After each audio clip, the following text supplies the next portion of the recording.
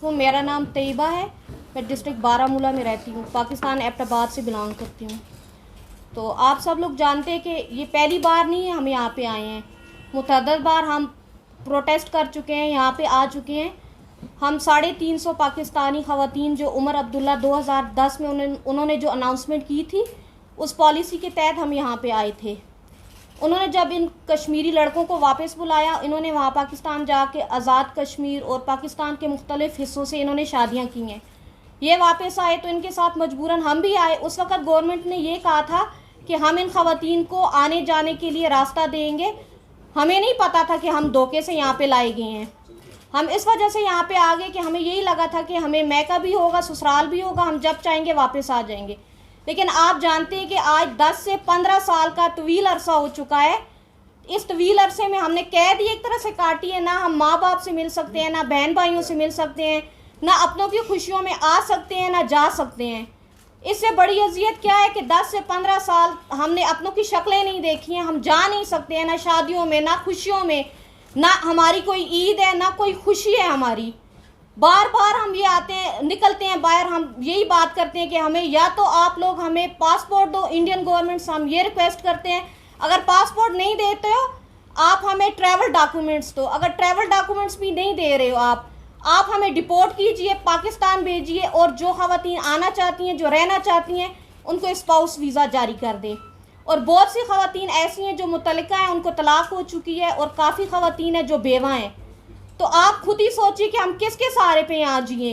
वो ख़वातीन जो बेवा हो चुकी हैं या जो मुतल्लिका हैं, और बहुत बड़ी तादाद ऐसी है इन ख़वातीन में से कि जो ज़हनी बीमारियों में मुब्तला हो चुकी हैं। तो मैं आपको एक बात बोलूँ कि मेरा 8 साल का बेटा है, वो ईद पे कह रहा था कि मम्मा हमें जाना है नाना नानी के पास। सब बच्चे जाते हैं, मेरे फ्रेंड्स जाते हैं, तो मैं भी जाऊँगा। तो मैंने उसको सीधा कहा कि हमें डॉक्यूमेंट्स नहीं मिल रहे हैं, कैसे जाओगे? कहता है मम्मा मैं बॉर्डर क्रॉस करूँगा। 8 साल का बच्चा है। मैं यहाँ पे गवर्नमेंट को क्वेश्चन मार्क रखती हूँ।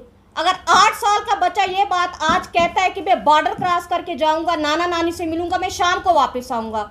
आज मैंने उसको हैंडल कर लिया है, वो बच्चा है। आज मैंने उसको बोला नहीं, इसके क्या नुकसान है, आप नहीं जा सकते हो। लेकिन आज से 5-7 साल बाद वो मेरे कंट्रोल में आएगा, वो मुझे पूछेगा, क्योंकि उसको पता है कि बॉर्डर के पार मेरे नाना नानी रहते हैं, मेरी खाला रहती हैं, मामू रहते हैं। जब उसके सारे फ्रेंड्स जाते हैं, ईद पे जाते हैं, खुशियों पे जाते हैं, तो वो क्यों नहीं जा सकता है? और यही नहीं है कि 350 ख़वातीन जो हम हैं, हमारे तकरीबन 1000 से लेके 1200 तक के बच्चे हैं, 1500 के दरमियान। यही बच्चे कल को कहेंगे कि हम बॉर्डर क्रॉस करके जाएंगे, तो गवर्नमेंट के लिए क्वेश्चन मार्क है। आप सोचिए कि अगर आप डॉक्यूमेंट्स नहीं दे रहे हैं, हमारे साथ बच्चे हैं, फिर हम यही करेंगे, हम अपने बच्चे उठाएंगे, मासूम बच्चे उठाएंगे, हम LOC क्रॉस करने की कोशिश करेंगे।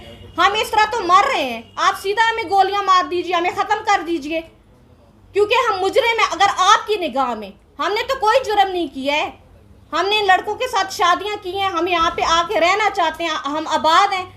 हमें आप क्यों सता रहे हो कि हम कानून अपने हाथ में लें?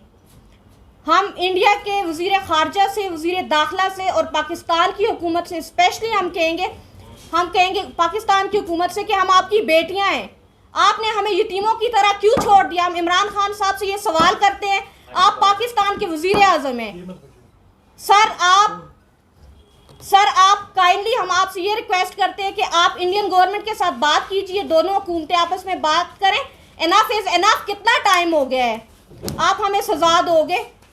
बच्चे साइकी हो गए हैं, ख़वातीन साइकी हो गई। अभी 2-4 दिन पहले एक औरत की मेरे साथ बात हुई है, वो कहती है मुझे इतना डिप्रेशन है, मैं कहती हूँ मैं अपने बच्चों को कत्ल कर दूँ, लेकिन फिर मैं कंट्रोल कर रही हूँ। लेकिन कब तक वो कंट्रोल करेगी?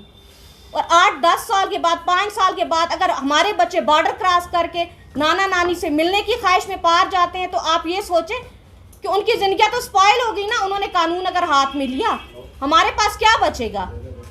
तो हम इंडिया की हुकूमत से, पाकिस्तान की हुकूमत से ये रिक्वेस्ट करते हैं कि काइंडली आप हमारे इशू पे काम कीजिए। आप आर पार दोनों हुकूमतें बैठ के आप बात करें और हमारे लिए कोई ना कोई रास्ता निकालें।